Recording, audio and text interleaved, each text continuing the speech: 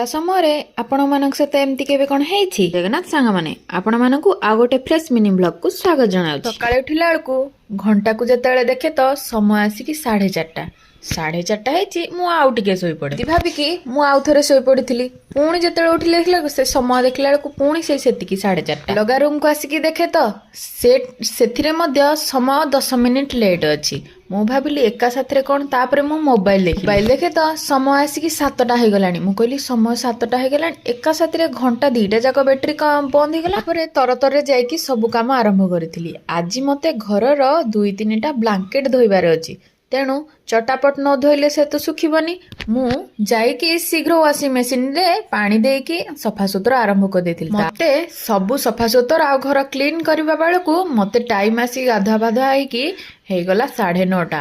କ'ଣ କରିବି, ପେଟରେ ତ ଭୋକ ପ୍ରବଳ। ଚଟାପଟ ପୂର୍ବ ଦିନର ରାତିର ସନ୍ତୁଳା ଥିଲା, ତାକୁ ଟିକେ ଲଙ୍କା ଦଳିକି ମୁଁ ଭାବିଲି ଏଇଠି ଅଟା ଚକୁଳି ଟିକେ ବନେଇଦିଏ। ଅଟା ଚକୁଳି ସହିତ ସନ୍ତୁଳାକୁ ମିଶେଇକି ଖାଇଦେବି। ମୋର ଟିକେ ଏକ୍ସଟ୍ରା ଲଙ୍କା ଆଉ ଲୁଣ ଟିକେ ଦରକାର, ତେଣୁ ତାକୁ ଟିକେ ଚକଟା ଚକଟି କରିକି ରେଡି କରିଦେଲି। ଭୋକ ତ ଇଆଡେ ପ୍ରବଳ।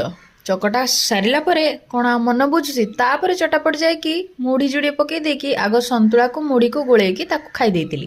ଅଟାରେ କଦଳୀ ମିଶିଛି, ତାକୁ ଟିକେ ହବା ପାଇଁ ସମୟ ଲାଗେ, ଆଉ ଯେହେତୁ ନରମ ମଧ୍ୟ ହେଇଯାଇଥାଏ ତାକୁ ଲେଉଟାଇବା ପାଇଁ ଭାରି କଷ୍ଟ। ଆଉ ଦେଖନ୍ତୁ ମୋର ଗୋଟିଏ ଭୁଲ ହେଲା, ମୁଁ ସମୟ ଜାଣିପାରିଲିନି। ସମୟ ଯେହେତୁ ଜାଣିପାରିଲିନି, କାମ ସବୁ ଆଜି ଏପଟ ହେପଟ। କ୍ରିସୁ ଖାଇବା କଥା ଆଜି ତା ମାମା ବୁଝି ଦେଇଥିଲା। ମୁଁ କହିଲି ଆଜି ଟିକେ ଛତୁଆ ମୁଁ ଗୋଳେଇ ଦଉଛି, ତମେ ତା ଖାଇବା କଥା ବୁଝିନିଅ। ସେ ମୋ ଅପେକ୍ଷା ତା ମାମା ହାତରୁ ଶୀଘ୍ର ଖାଇଦିଏ, ତେଣୁ ମୁଁ ତାକୁ କହିଲି ତମେ ଖୋଇଦିଅ, ଆଜି ମୋର ଡେରି ହବ। ସକାଳରେ ଲୋକମାନଙ୍କ ପାଖରେ ଘଣ୍ଟା ନଥିଲା, କିନ୍ତୁ ସେମାନେ ଖରା ଆସିଲା ମାନେ ସମୟ ଜାଣିପାରୁଥିଲେ। ଆଉ ସୂର୍ଯ୍ୟ ଉଦୟ କେତେ ସମୟରେ ଆଉ ଅସ୍ତ କେତେ ସମୟରେ ସେମାନେ ଜାଣିପାରୁଥିଲେ। ମାନେ ତ ଏ ଜମାନାର ଛୁଆ, ଆମେ କ'ଣ ସେସବୁ ବୁଝିପାରିବା? ଦେଖନ୍ତୁ, ପେଟ ପୂଜା ଆଗ। ମତେ ପ୍ରବଳ ଭୋକ, କ'ଣ କହିବି, ମତେ କେତେବେଳୁ ଭୋକ ଗଲାଣି। କାମ ଯେହେତୁ ସରି ନଥିଲା, କାମ ସାରିକି ମୁଁ ଆସିଥିଲି ଖାଇବା ପାଇଁ। ଅଛି ପରା ସମୟ ବଡ ବଳବାନ। ଏଠି ଦେଖୁନାହାନ୍ତି କେମିତି ଲାଲ ଲାଲ ପୁରା ସୁନ୍ଦର ଭାବରେ ହେଇଛି। ତାକୁ ଲେଉଟାଇବା ପାଇଁ ଭାରି କଷ୍ଟ। କଦଳୀ ପିଠା ତ ଆଉ ଚିନ୍ତା ନାହିଁ, କାରଣ ମୁଢି ତରକାରୀ ଖାଇସାରିଛି। ଆଉ ଯାହା ଏଇଟା ରହିଲା ଅପସନାଲ। କେମିତି କ'ଣ ହେଇଛି ଟେଷ୍ଟ କରିକି ମୁଁ ଆପଣମାନଙ୍କୁ କହିବି। ଦେଖିବା କେମିତି ଆଜି ହେଇଛି। ଖାଇସାରିଲା ପରେ ଟେଷ୍ଟଟା ୱାଓ ଥିଲା, ବହୁତ ସୁନ୍ଦର ଲାଗୁଲା।